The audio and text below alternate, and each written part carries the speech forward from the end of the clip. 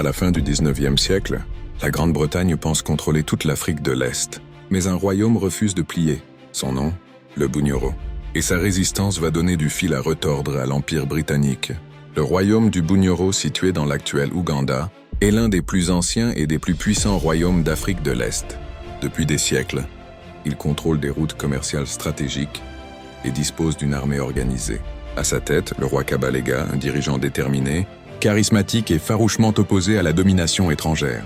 À la fin du 19e siècle, les Britanniques veulent intégrer le Bunyoro à leur protectorat d'Ouganda, mais Kabalega refuse toute soumission. Il comprend que les traités britanniques sont souvent des pièges. Alors il choisit une autre voie, la résistance.